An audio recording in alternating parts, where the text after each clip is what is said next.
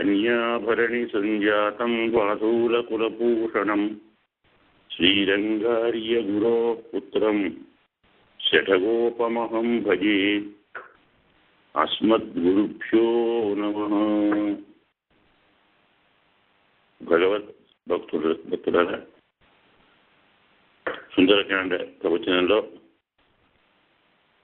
59వ సర్గను పూర్తి చేసుకొని 60వ సర్గలోకి అడుగు పెడుతున్నాం. అందులోనూ హనుమంతుడు ఇంతవరకు కార్యక్రమం సాధించాం కాబట్టి ఉత్తరతులతో వెళ్ళటం కంటే సీతమ్మను తీసుకొని వెళ్ళటమే మంచిదేమో అని ఒక ఆలోచనలో వారందరూ ఉన్నారు. దానికి పెద్దవారు కూడా ఇంచుమించు ఆమోదించినట్టు కనపడింది. దానికి తగిన ఉపపత్తులను మహానుభావులు ఇప్పుడు చెబుతున్నారు. 60వ సర్గలో ఆ పని మంచిదా కాదా అనే దాని మీద, అంటే ఆచార్యుడి కర్తవ్యం జీవుణ్ణి గుర్తించటం, అతని యొక్క భగవత్ పారతంత్ర్యాన్ని, దాస్యాన్ని అతనిలో ఉంటే గుర్తించి, లేకుంటే కరిగించి, భగవంతుణ్ణి చేరాలనే ఆర్తిని కలిగించి జీవుడికి ఈ ఆర్తిని తాను భగవంతుడికి నివేదించి పరమాత్మను తీసుకొని వచ్చి శత్రువర్గాన్ని పరమాత్మ చేత సంహరింపచేసి తొలగింపచేసి పరమాత్మ జీవుణ్ణి తన వద్దకు చేర్చుకుంటాడు. ఆచార్యుడే జీవుణ్ణి తన వద్దకు చేర్చడు. ఉపాయాన్ని చెప్తాడు, భగవంతుణ్ణి ప్రార్థిస్తాడు, భగవంతుణ్ణి రమ్మంటాడు, భగవంతుడు వచ్చేలా చేస్తాడు, భగవంతుని చేత స్వీకరించబడేలా చేస్తాడు తప్ప తాను తన చేతులతో తీసుకొని వెళ్ళి భగవంతుని ఒడిలో జీవుణ్ణి ఆచార్యుడు కూర్చోబెట్టాడు. మనకు ఆ రహస్యాన్ని కూడా చెప్పడానికి ఆచార్యుడు పరమపదాన్ని ప్రసాదిస్తాడు అంటే అర్థం, పరమపదాన్ని ప్రసాదించటానికి పరమాత్మను అభిముఖుణ్ణి సుముఖుణ్ణి చేస్తాడు. భగవంతుని ద్వారా లభించవలసినది అది అని ఆ విషయాన్ని కూడా చెప్పడానికి ఇక్కడ మనం దాన్ని అనుసంధానం చేసుకుంటున్నాం. ఇందులో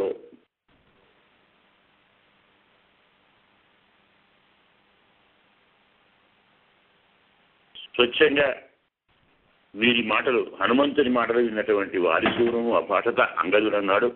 తసితద్వచనం శ్రుత్వా వారిసూను అభాషత అయుక్తంతు వినా దేవీం దృష్టవద్భిశ్చ వానర. మనం అందరం అంటే సీతను చూసిన తర్వాత సీత లేకుండా అక్కడికి వెళ్ళటం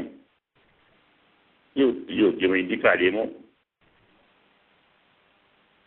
రాముడి దగ్గరికి వెళ్ళటానికి ఆయన మహానుభావుడు, అతని దగ్గరికి వెళ్ళటానికి న్యాయం కాదు. సీతమ్మని తీసుకునే వెళదాం. ఇతరు కూడా అదే మాట చెప్తున్నాడు. పితామహ గౌరవోత్సేకాత్ పరమం దర్పమార్చితౌ అశ్వినోర్మానార్థం సర్వలోక పితామహ సర్వావధ్యత్మనురోహ దత్తవాన్. పైన చెప్పిన మాట హనుమంత్ చెప్పిన మాట చెప్తున్నాడు. అశ్విని దేవతలు వారిని అనుగ్రహించడానికి, అశ్విని దేవతలను గౌరవించడానికి వారి కుమారులైనటువంటి మైంద్రద్యుజులకు బ్రహ్మ సర్వావధ్యత్వాన్ని ప్రసాదించాడు. అందుకు వీరు పరమం దర్పమార్చితో చాలా దర్పంతో గర్వంతో ఉన్నారు. సర్వావధ్యత్వం అతులం అనేవారు దత్తవాన్ కూడా. ఎవరితోటి వీరు వధించబడరు. ఆ వరంతో వీరు బాగా మలిచి ఉన్నారు. వీరే ఈ గొప్ప సైన్యాన్ని మథనం చేసి, దేవతా సైన్యాన్ని మథనం చేసి వీరు దేవతలను కూడా ఓడించి అమృతాన్ని తాగిన మహానుభావులు. వీరిద్దరూ కోపిస్తే చాలు గజాకులమైనటువంటి లంకను నశింప చేయగలరు, తక్కిన వారందరూ ఉన్నది ఇంకెందుకు మీరు కలిసారు, అంతెందుకు నేను ఒక్కడిని చాలదా అంగజుడు అంటున్నాడు. అహమేగో పర్యాప్త సరాక్షసగణం పురి తాం లంకం తరసాహంతం రావణించ మహాబులం నేను ఒక్కడనే చాలు రాక్షసులతో ఉన్నటువంటి లంకా నగరాన్ని ధ్వంసం చేయడానికి, రావణుడిని వధించడానికి నేను ఒక్కడనే సరిపోతున్నప్పుడు కింపునః సహితో వీరై బలవతి కృతాత్మభి మీ అంత మహానుభావుడు చక్కని మనోనిగ్రహం కలవారు బలీయుడైనటువంటి మీ అందరితో కలిసి నేను ఆ పని చేయలేనా?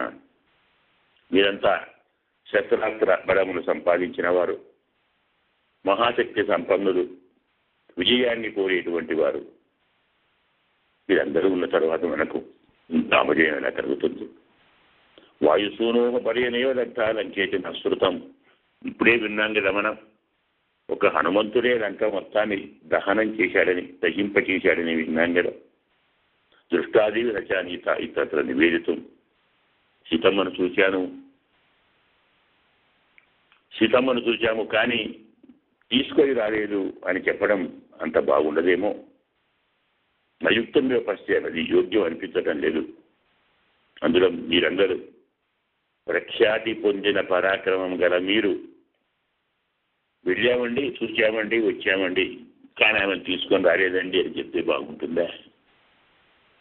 మీలాంటి బల సంపన్నులకు, ప్రఖ్యాత బల సంపన్నులకు చూచాం తీసుకొని రాలేదని చెప్పడం ఏం బాగుంటుందండి? కాబట్టి అదంతా యోగ్యమైంది కాదేమో. నహిన ప్లవనే కచ్చిత నాటు కచ్చిత్ పరాక్రమే తుల్య సామరదైత్యేషు లోకేషు సత్సత్తమః. వానర శ్రేష్ఠులారా, ప్లవనే కచ్చిత్ పరాక్రమి, ఎగరటంలో కానీ పరాక్రమించటంలో కానీ మనతో సమానుడైన వాడు అమరదైత్యేషు, దేవతలలో, దానవులలో, రాక్షసులలో, సకల లోకములలో ఎవ్వడు సాటిరాడు. మనలా ఎగిరేవాడు, మనలా పరాక్రమించేవాడు, మనలా బల సంపన్నుడు, దేవదానవ గంధర్వ యక్ష కింద కింపుడు యుద్ధ సాధ్య కూరగాదులలో ఎవ్వరు ఎక్కడ ఒక్కడు కూడా మనకు సాటి వచ్చేవారు కనపడదు కదా. యుత్వాలంకాం సరాక్షౌహాం హత్వాతం రావణం రణే. అందుకే మనం రాజులందరితో కూడినటువంటి లంకా నగరాన్ని జయిద్దాం, ఆ రావణాసురుణ్ణి చంపేద్దాం. సీతామాదాయ గచ్చామః, సీతమ్మను తీసుకొని వెళదాము.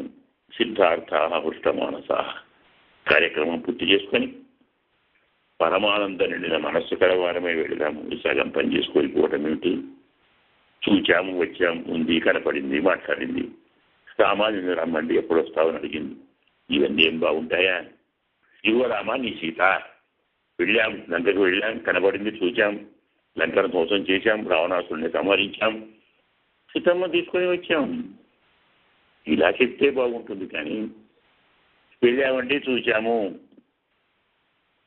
సీతను తీసుకుని రాలేదు, మీరు తీసుకోండి, మీరు రండి, మనం బయలుదేరాం అనటం వల్ల ఆయనకి ఎందుకు వస్తామా? ఆ పని కాస్త మనమే పూర్తి చేద్దాం. శేషేషు రాక్షసేషు హనుమత తుమజగత కర్తవ్యం గురించి సగం పని హనుమంతుడు చేశాడు కదా. మనకు ఆయన దారి చూపాడు హనుమంతుడు. అంతలోని సగం మంది రాక్షసులను చంపేశాడు. ఒక్కడే ఇంత పని చేస్తే మనం ఇద్దరం కలిసి వెళితే ఇంకా అడ్డు ఏమైనా ఉంటుందా? మనందరినీ వారు గెలవగలరా? మనతోటి రాగలరా? మనతో పిలిచి పెట్టుకోగలరా? మనతో యుద్ధం చేసి మనను గెలవగలరా? కాని పని కదా. దేశపేవం హతశేషేటు రాక్షసేటు, హనుమంతుడే చంపేశాడు సార్. ఏదో కొద్దిమంది మీరే రాక్షసుడు, వారిని కాస్త మనం చంపేశాం. కిమంజగత్ర కర్తవ్యం, ఇంకా ఇక్కడ చేయవలసిన వేరే పని ఉందండి. ఇంకా వేరే ఏం చేయాలి?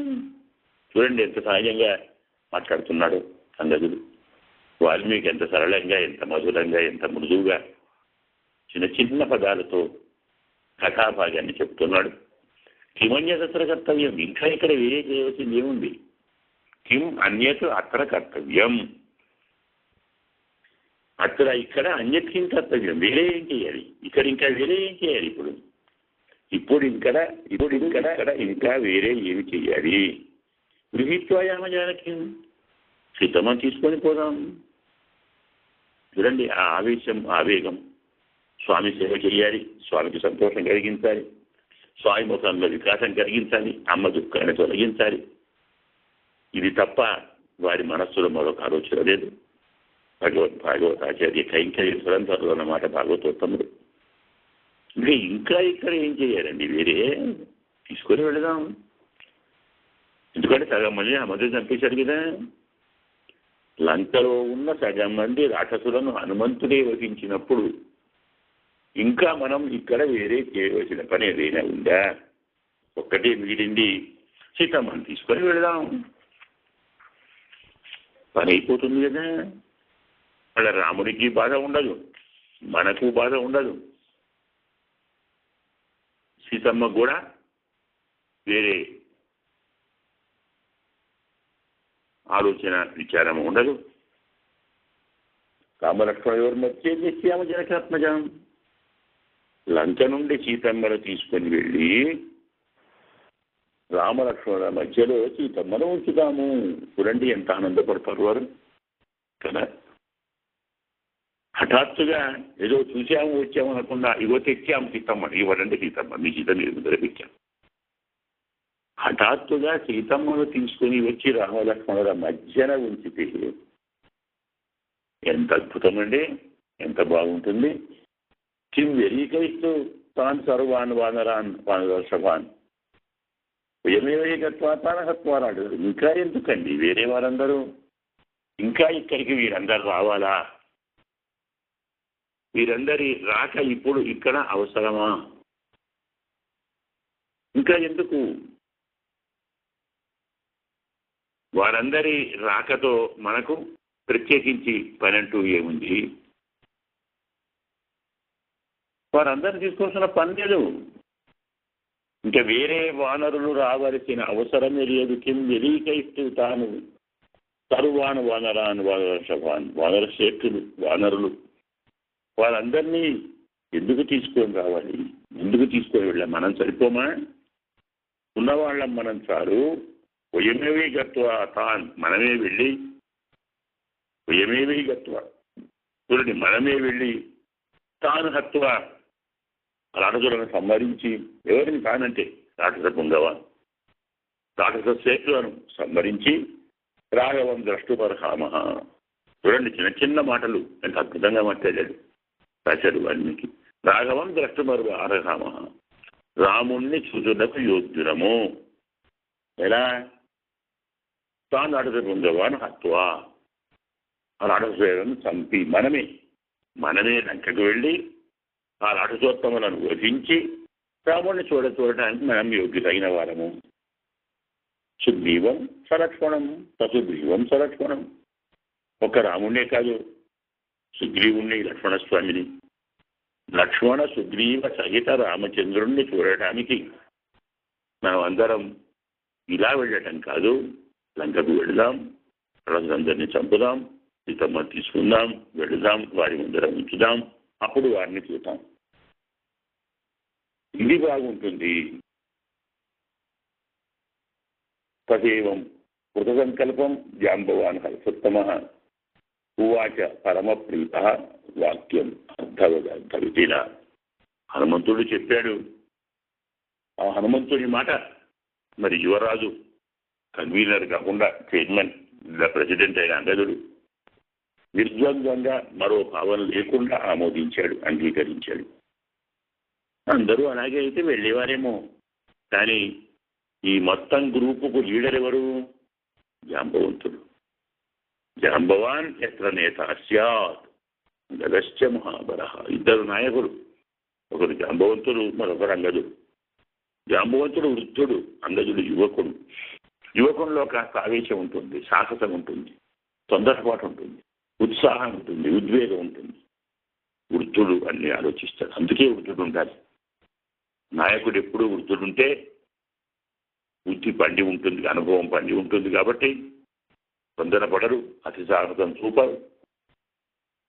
అవసరమైన దాన్ని మాత్రమే అవసరమైనప్పుడు ప్రదర్శిస్తారు తప్ప అకారణ బలపరాక్రమాలు కానీ అకారణ ఉత్సాహాలు కానీ వృద్ధులు ప్రదర్శించరు.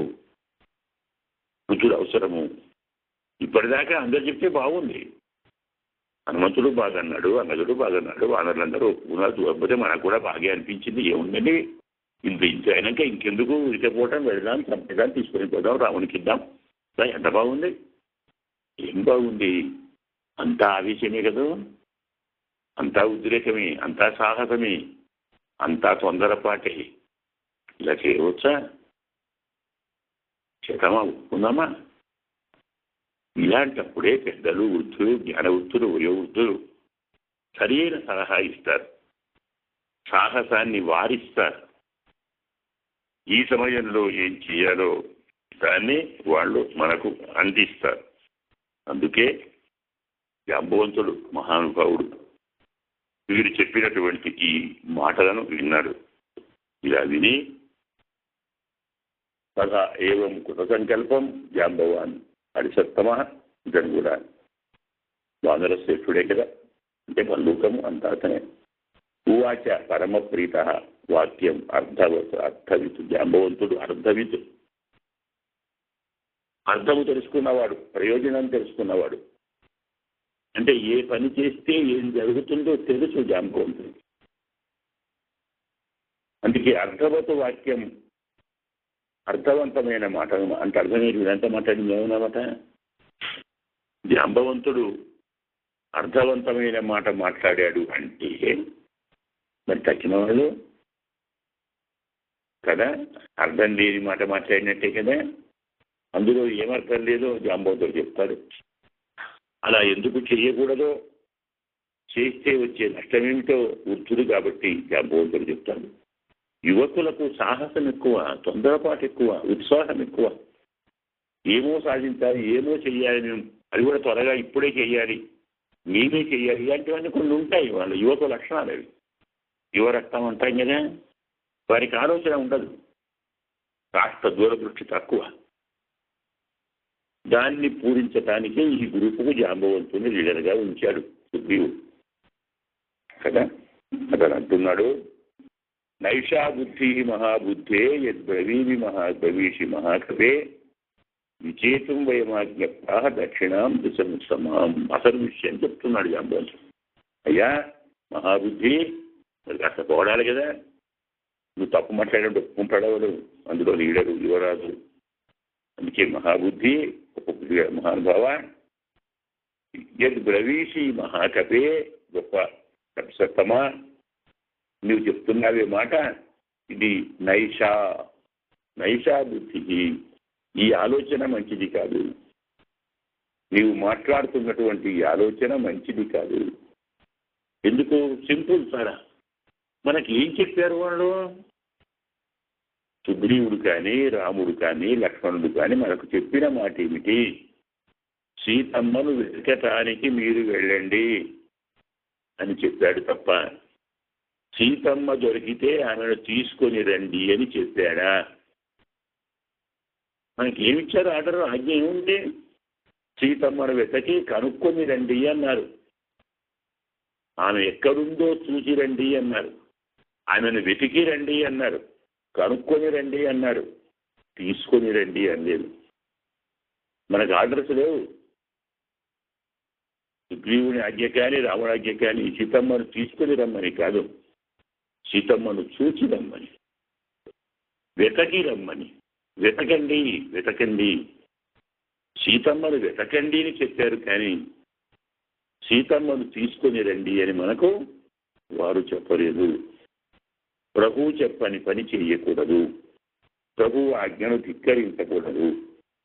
విచేతం వయమాజ్ఞప్తా దక్షిణాం దిశముత్తమా, ఉత్తమ దక్షిణ దిక్కు మనం వెళ్ళి వెతకమని చెప్పారు.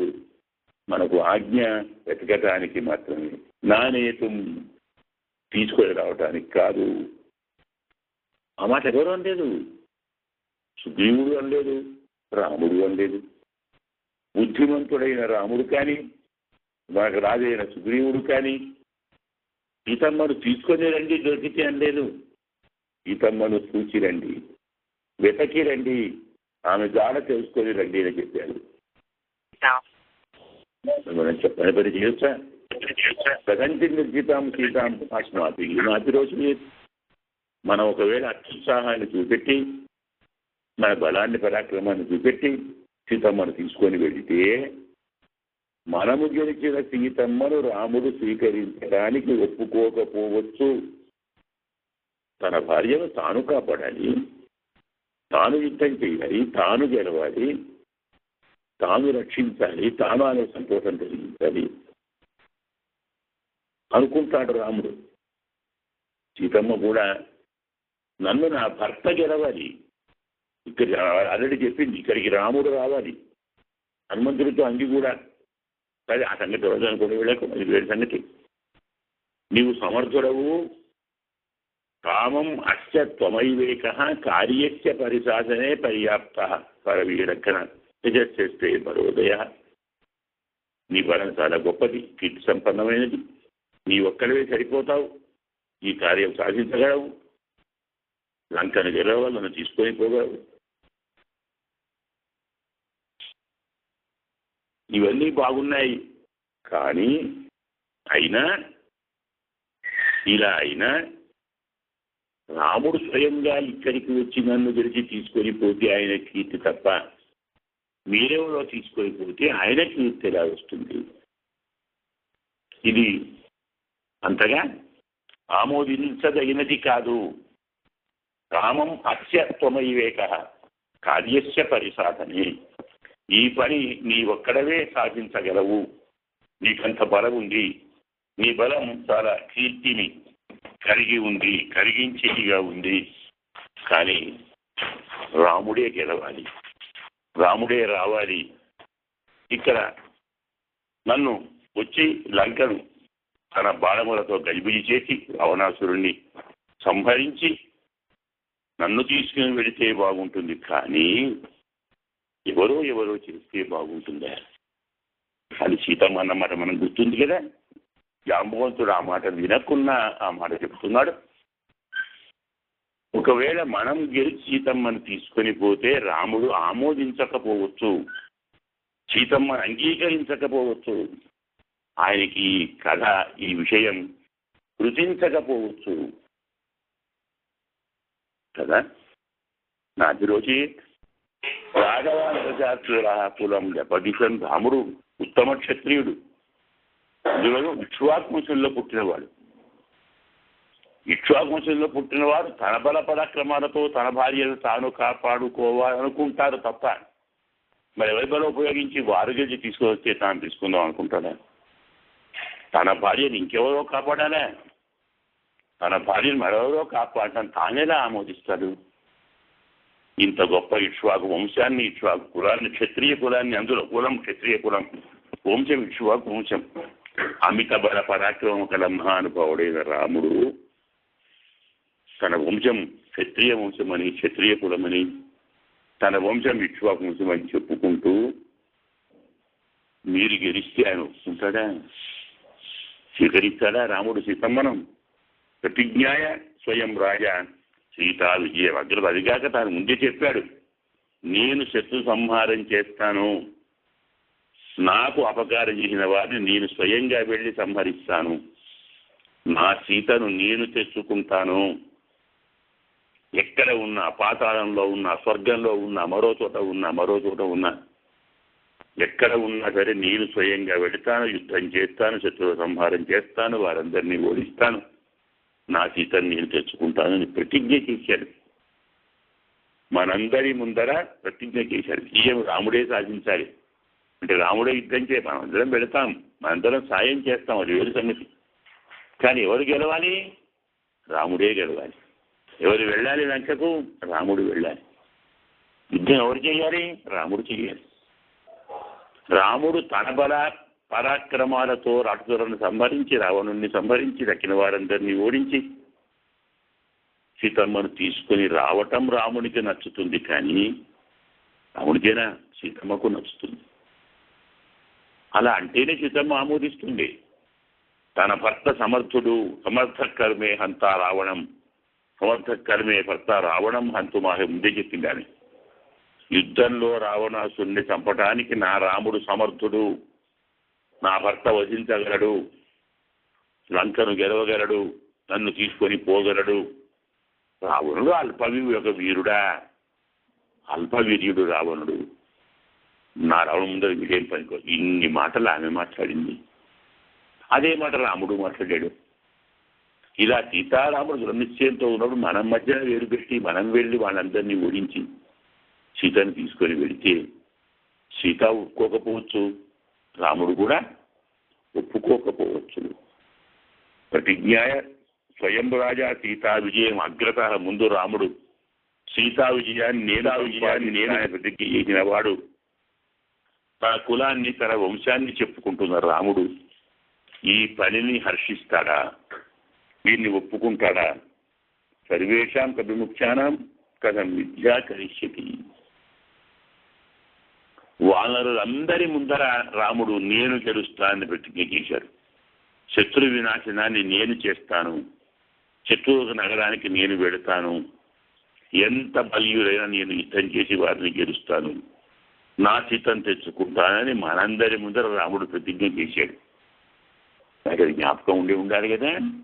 అదంతా జ్ఞాపకం ఉన్నప్పుడు మనం దీన్ని కాదని మనం మధ్యన ఎరుపెట్టి మనం ఏదో పని చేస్తే ఆ పనిని రాముడు ఒప్పుకోడు, సీతమ్మ ఒప్పుకోదు, సుగ్రీవుడు కూడా హర్షించడు. విఫలం కర్మచ కృతం భవే దృష్టిర్నతస్థిత. మనం వృధాగా పనిచేసిన వాళ్ళం అవుతాం. అకారణంగా మన బల ప్రదర్శన చేసిన వారమవుతాము.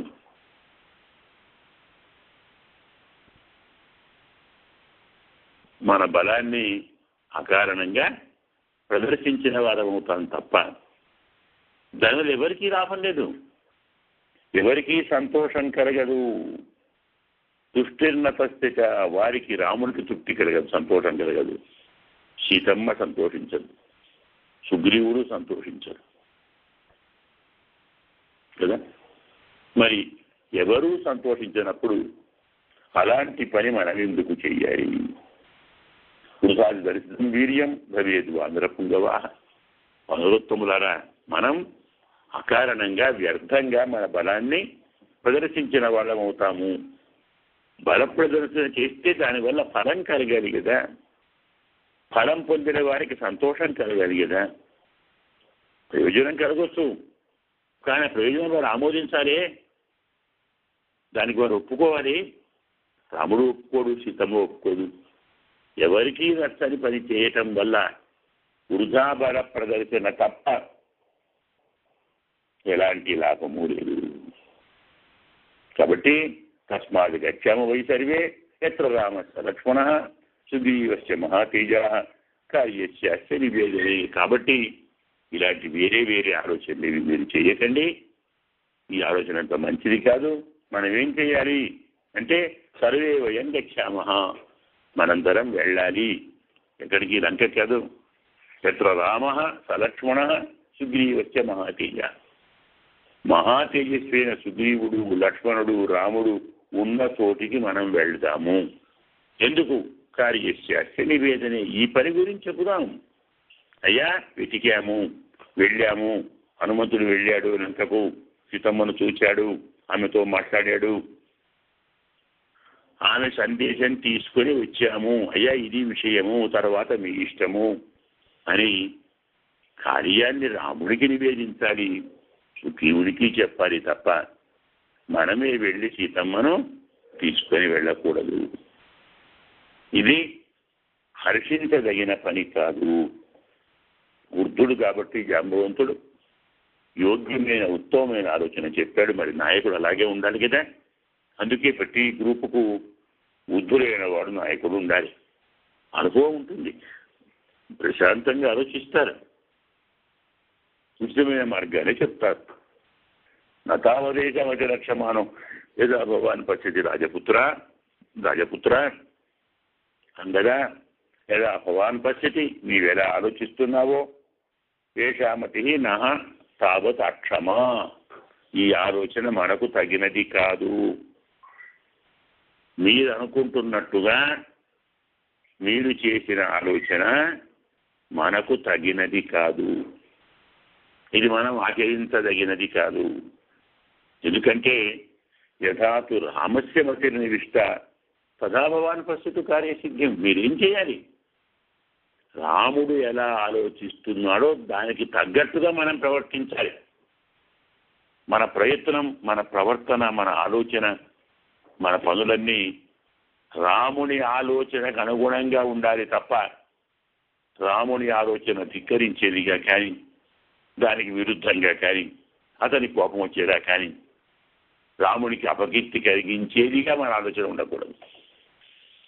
ఎవరు ఎన్ని రకాలుగా ఆలోచించినా రామచంద్రుని ఆలోచనకు అనుగుణంగానే మన ఆలోచన ఉండాలి, మరో తీరుగా ఉండకూడదు కదా. ఏమన్నాడు రాముడు? మనందరి ముందర ఏమన్నాడు? నేనే గెలుస్తాను, వెళ్ళి సీతమ్మను నేను తీసుకొచ్చుకుంటాను, నా బలంతో సంహారం చేస్తాను, శత్రువు ఎంత బలీయుడైనా నేను సంహరిస్తాను, నేను వెళ్ళి గెలిచి తీసుకొని వస్తాను అన్నాడు. కాబట్టి మనం చేసే పని రాముడు లంకకు వెళ్ళి శత్రువులను సంహరించి శత్రువులను గెలిచి సీతమ్మను తీసుకొని రావటానికి అనుగుణంగా ఉండాలి తప్ప మనం వెళ్ళి శత్రువుల సీతమ్మను తీసుకొని పోతే రాముడు ఆలోచన ఏమైందండి? ఒప్పుకుంటాడా? ఆమోదిస్తాడా? అసలు ఇలాంటి వాటిని కోరుతాడా రాముడు? కాబట్టి నాయన, ఇది తగిన పని కాదు, ఈ ఆలోచన మంచిది కాదు, ఈ ఆలోచన మనకు తగదు. ఇలా అంగదుడు అద్భుతమైనటువంటి ఒక నిర్ణయాన్ని, విచారాన్ని, ఆలోచనను వారి ముందర పెట్టాడు. ఇలా మనం 60వ సర్గను అనుసంధానం చేసుకున్నాం. ఇప్పుడు 61వ సర్గలోకి వస్తున్నాం. తతో జాంబవతో వాక్యం అగృహంత వనౌకసః. అంతలో వారందరూ జాంబవంతుడి వాక్యాన్ని స్వీకరించారు. న్యాయం బాగుంది, న్యాయబద్ధం, ధర్మబద్ధం, ఆలోచనాబద్ధంగా ఉంది. అందుకే ఆ జాంబవతో వాక్యం అగృహంత వనౌకసః. ఆ వానరులందరూ జాంబవంతుని మాటను స్వీకరించారు. ఎవరు? అంగద ప్రముఖ వీరా హనుమంశ్చ మహాకవి. మహాకవి హనుమంతుడు కూడా జాంబవంతుని మాటను మన్నించాడు. న్యాయం అది. పెద్దల మాట వినాలి.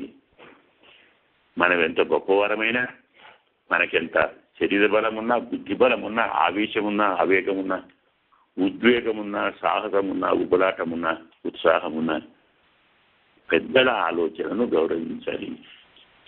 పెద్దలు చెప్పిన మాటను వినటం అలవరుచుకోవాలి.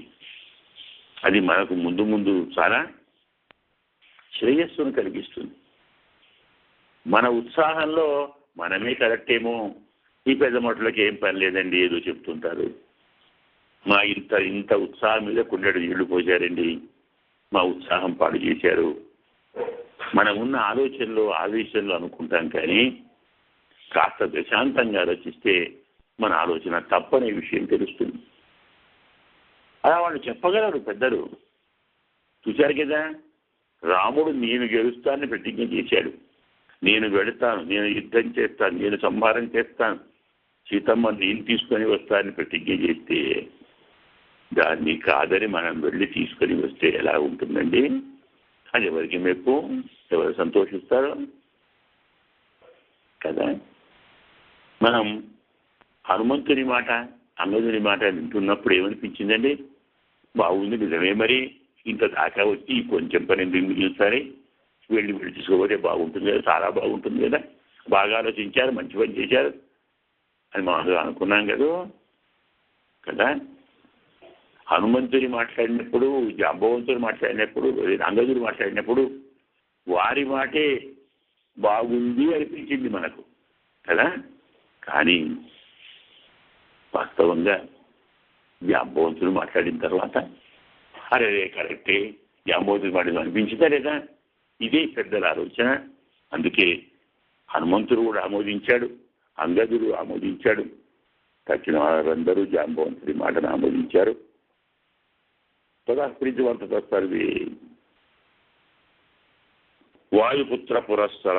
తర్వాత ఎంత పరమ ప్రీతిని పొందారు. మంచి ఆలోచన చెప్పావయ్యా జాంబవాన్, నేను ఆవేశంలో తప్పు చేసేవాళ్ళేమో, బాగా చెప్పావని ప్రీతి కలిగి హనుమత్ ప్రముఖులందరూ కూడా మరేంద్ర సముత్పత్య ఇప్పుడు అయితే మనం వెళదాం, రాముడి దగ్గరికి వెళదాం, లక్ష్మణుడి దగ్గరికి వెళదాం, సుగ్రీవుడి దగ్గరికి వెళదాం, రామ లక్ష్మణ సుగ్రీవులకు సీతా జాడను చెప్పుదాం, బయలుదేరాం ఇంకెందుకు అనుకున్నారు.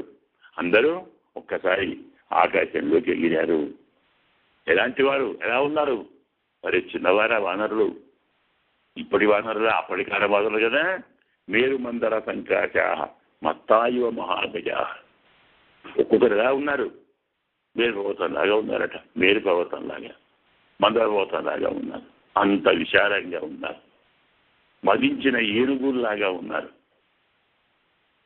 మనం అయోధ్యకి వెళ్ళి చూస్తేనే ఇప్పుడు అయోధ్యకి వెళితేనే అక్కడున్న ఒక్కొక్క వానరం మనకంటే ఎత్తుంటుంది. 6 అడుగులు 6 అడుగులు ఎత్తుంటుంది. ఒక పెద్ద మనిషిలాగానే ఉంటాయి అవి. అవి నిలబడితే మనకంటే ఎత్తుంటాయి. అడ్డంగా పడుకొని ఉంటేనే సగం ఎత్తుంటాయి. మనకు దృఢంగా ఏనుగులా కనబడతాయి, వానరులాగా ఉండవు. కానీ రాముని దూతలు కాబట్టి ప్రశాంతంగా ఉంటాయి. రామనామాన్ని మనం కీర్తిస్తే దండం పెట్టి వెళ్ళిపోతాయి. ఇప్పటికీ చూసాం, మనం మేము వెళ్ళినప్పుడు చూసాం. రామనామాన్ని కీర్తన చేయకుంటే మాత్రం మన దగ్గర ఉన్నదాన్ని గుంజుకొనిపోతాయి.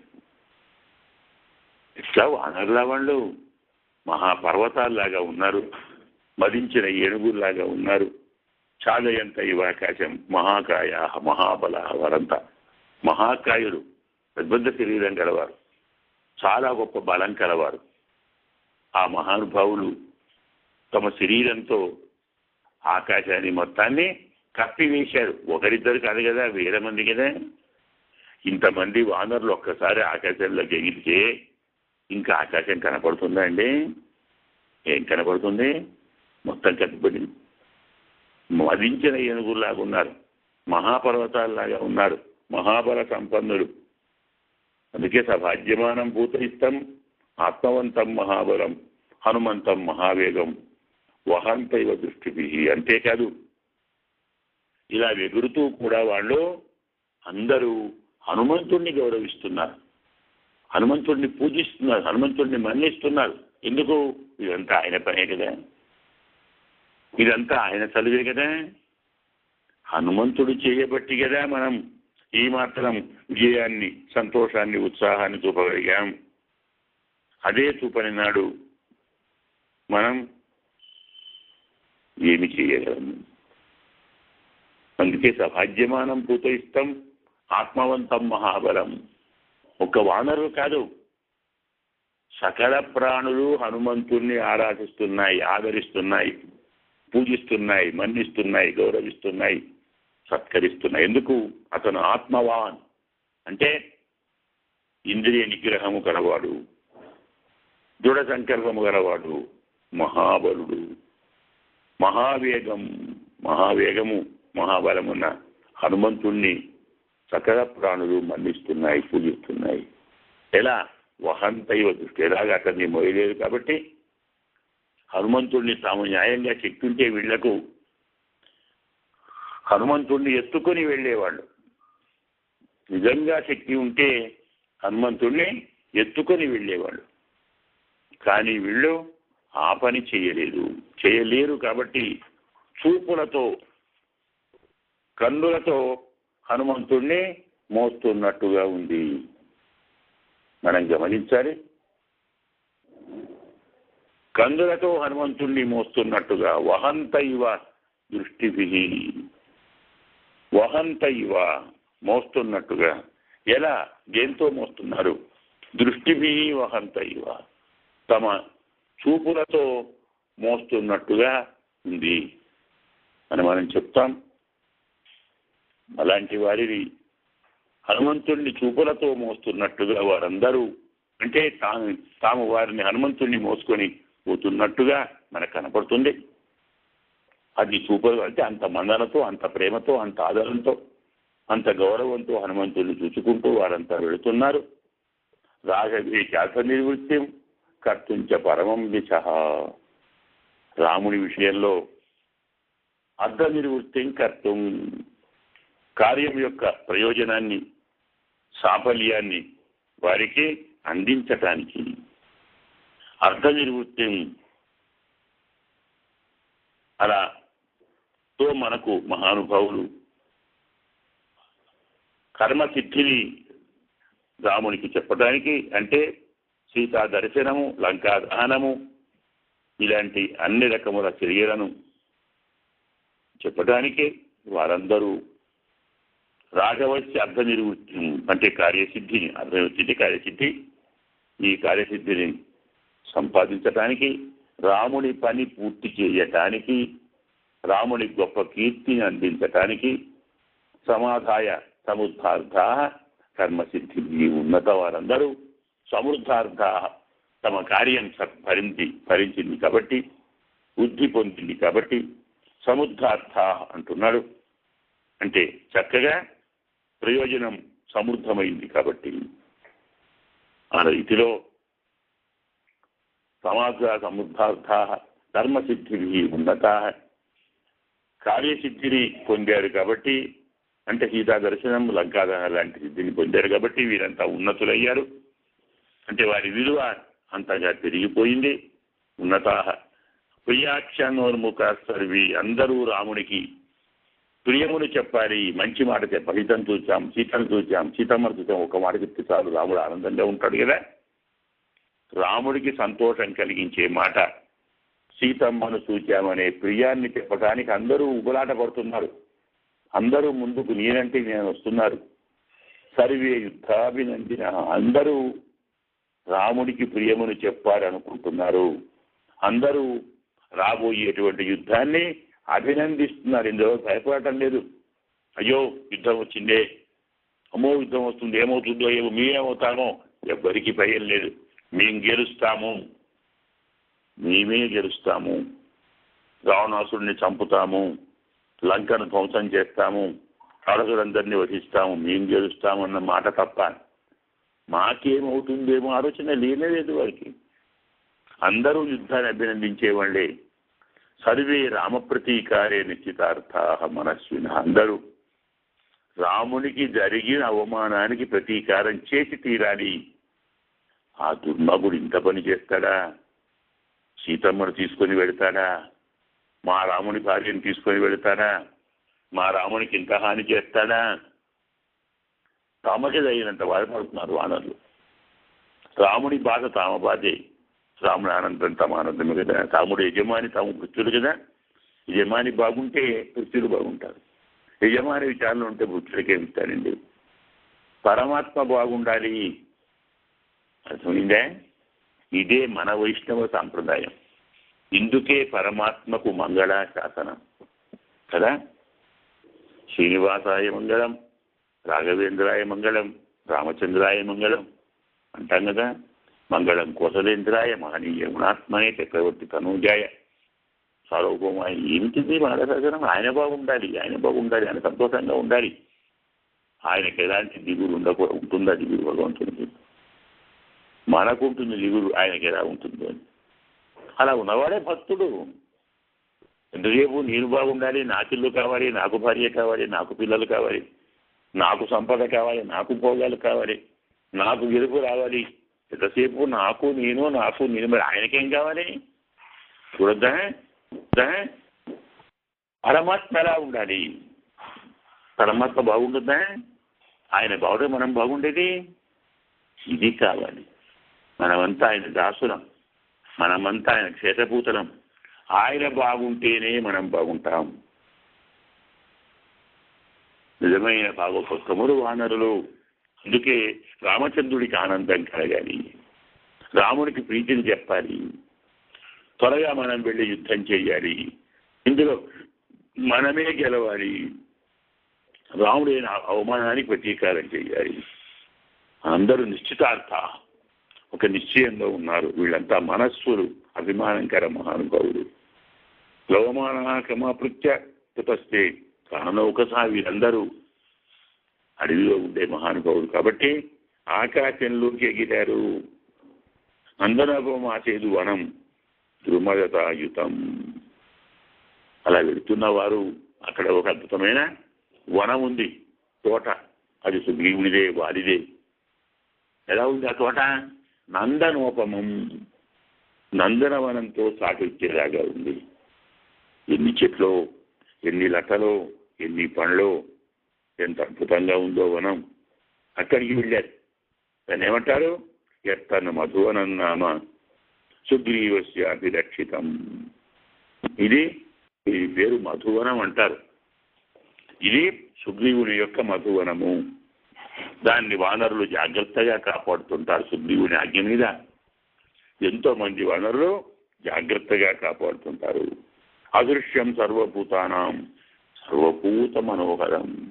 ఆ వనాన్ని ఎవ్వరూ పాడు చెయ్యలేరు, ఎవరు చేరలేరు, ఎవరు అందులో అడుగు పెట్టలేరు. ఓ చెట్టు మీద చెయ్యి వేయలేరు, ఓ పండు కానీ కాయ కానీ తెంపరు. అంత రక్షణ ఉంది, అంత జాగ్రత్తగా ఉన్నారు వాళ్ళు.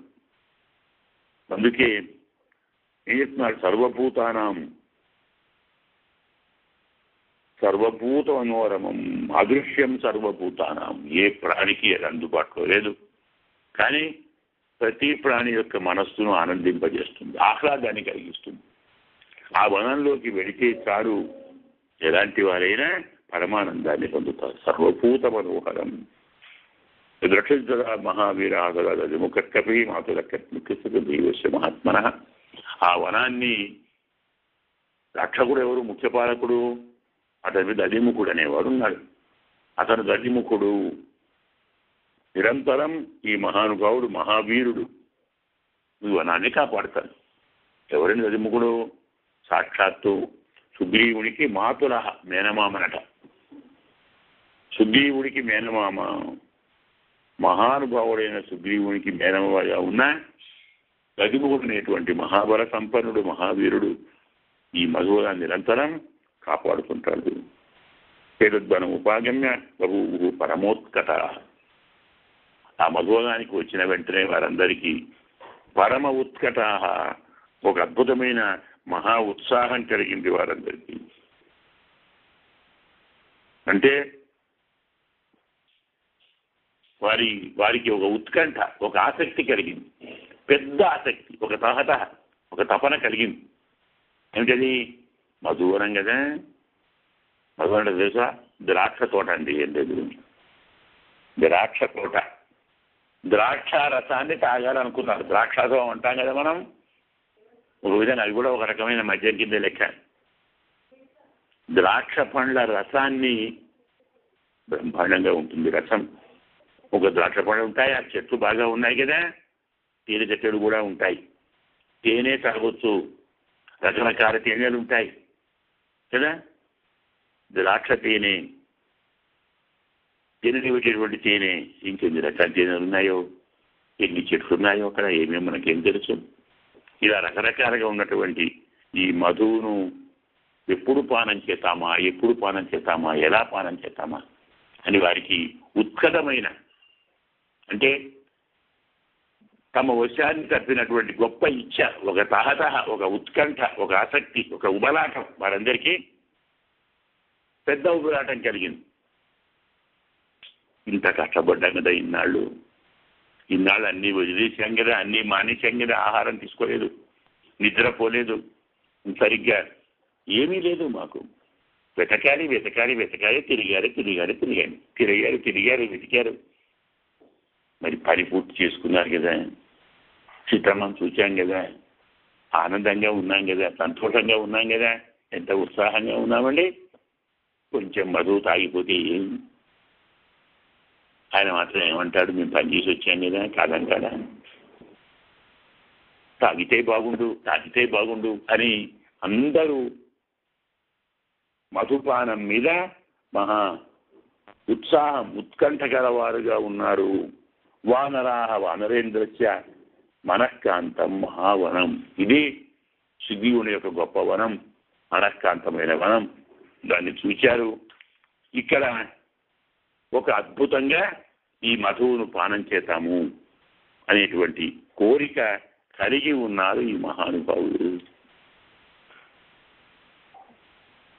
మనకు సమయం కాస్త అయిపోయినట్టుంది. అందువల్ల తరువాతి కథా వృత్తాంతాన్ని మళ్ళీ మనం రేపు అనుసంధానం చేసుకుందాం.